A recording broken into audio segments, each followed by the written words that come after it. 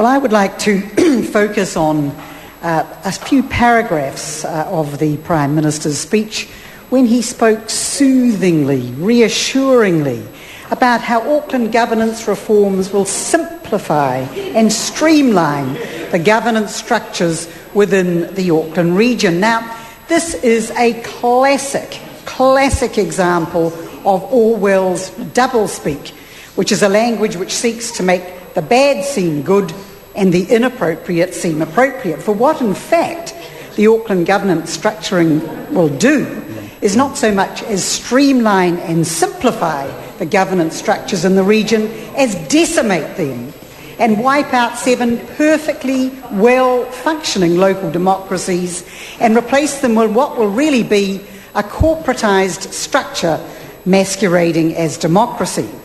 The editor of the normally conservative Local Government magazine, I noticed, said recently in an editorial, quote, "A cynical observer might think that the Auckland supercity juggernaut is all part of a cunning plan by politicians in Wellington to remove local government entirely." And I think the editor has hit the nail on the head, because the reality is the government's so-called supercity plan is a master plan by Rodney Hyde and, of course, aided and abetted by every member of the National Caucus and every national member here today. And so it's really a master plan to corporatise most of the Auckland City Council's functions and, of course, its $28 billion worth of assets and ready them for privatisation, and also to remove layers and layers of local democracy and reduce the ability of ordinary Aucklanders to participate in local government.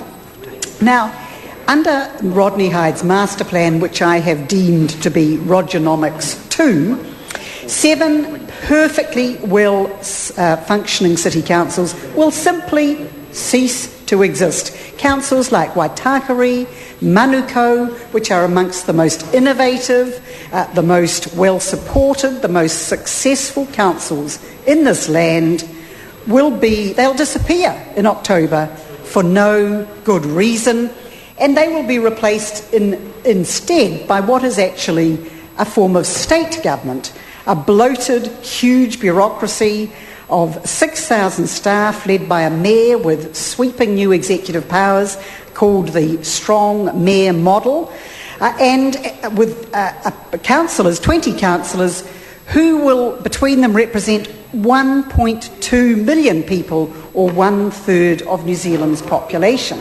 Now, the 20 elected councillors will represent constituencies that are larger than probably anywhere else in the world, and of course far larger than MPs' constituencies. Some councillors will represent constituencies with 88,000 people, which is way more, almost twice as much as the 55,000 people the average constituency MP represents. Now, you can hardly call that sort of representation local government. It's a form of state government, pure and simple. Under Rodney Hyde's master plan, however, the 20 councillors, it turns out, won't have a lot to do, except perhaps to thump on the council table in frustration and impotence, because virtually every single important Auckland Council function, water, transport, sewerage, economic development, tourism, property and development, all the regional facilities, stadiums and zoo, and of course the council investments in the airport and the port, all of these will be siphoned off away from the council into corporate businesses run by corporate boards, where decisions will be made in secret by unelected and unaccountable directors appointed by none other than Rodney Hyde. I might say they won't even have to publish their agendas or their minutes, and I can say I have direct personal experience of how these Crown-owned, these council-controlled companies operate. I was on one in the Wellington City Council for 8 years, and I saw how they are basically nothing more than a corporate company sort of masquerading as if it somehow was democratically within a democratic structure. It is not. It's a way of sabotaging it. Now, the main purpose, it's actually worth reminding ourselves of the Local Government Act, is to enable democratic local decision-making and action by and on behalf of communities. That's what's stated in the Act. But what these changes are going to do is completely undermine the central purpose of local government by removing most of Auckland Council's functions and virtually all of its $28 billion worth of assets from the control of democratic decision makers. Really, it's nothing short of a coup d'etat.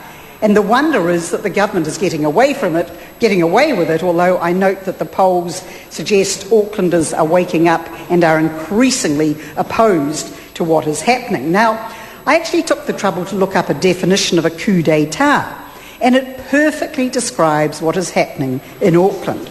A coup d'etat occurs when a small group of the existing government establishment infiltrates a government and succeeds in getting rid of one form of government and replacing it with another. Well, that's exactly what is happening in Auckland. Rodney Hyde and his hand-picked members of the Auckland Transition Agency have wrested control out of the hands of the democratically elected councillors that Auckland elected in 2007, and instead it's the unelected and unaccountable members of the Transition Agency appointed by Rodney Hyde, not the democratically elected councillors, who are pulling all the strings, deciding what the councils may or may not do in their last few months of existence. And the national government has come imposing radically new power structures on Auckland, in which unelected officials will make virtually all of the key decisions. And it's good to see that some Aucklanders, even some of the business community, are waking up and speaking out against it. Even Michael Barnett, head of the Chamber of Commerce, saying there's a growing perception that the super city reforms are being imposed by Wellington and a select group of bureaucrats. He's right about that. Even he is opposed to the idea that Rodney Hyde and the agency, the Transition Agency, will appoint all of the directors and the senior managers of the company boards.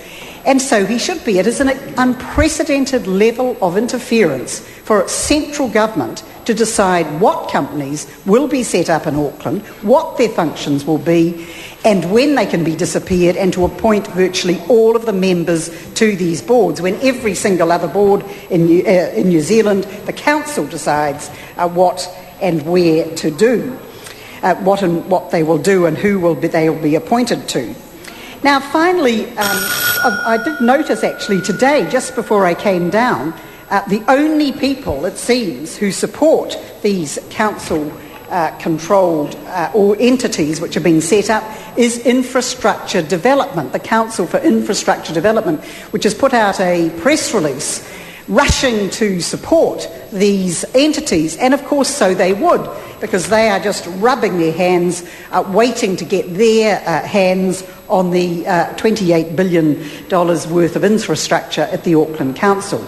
Finally, though, a word about the local boards, which the government is holding up as a sort of fig leaf to argue that, this is the way that ordinary New Zealanders will be able to have some say in the decisions that are being made. Look, local boards aren't even units of local government. They're unincorporated societies. They've got absolutely no power in their own right, no resources, no staff, no ability to set rates, and any powers that they may be delegated to them by the Auckland Council will be able to be removed at any time on virtually any pretext. Now, I'm sad to say that Wellington is turning its mind to the issue of amalgamation, and we've got Mr Dunn trying to fast-track Wellington into a super city. Wellingtonians are far too clever to be fooled by Rodney Hyde and his merry men, far too clever. They will not fall for this master plan by Rodney Hyde, but I am concerned that the proposed terms of reference for the Wellington the Wellington region has put out only have the public being consulted about their plans really at the end of the entire consultation process in a few years' time. This is not good enough, and I will be seeking with my Labour colleagues to make the people of Wellington Sorry to fully interrupt aware the member, of but what her time has plans expired.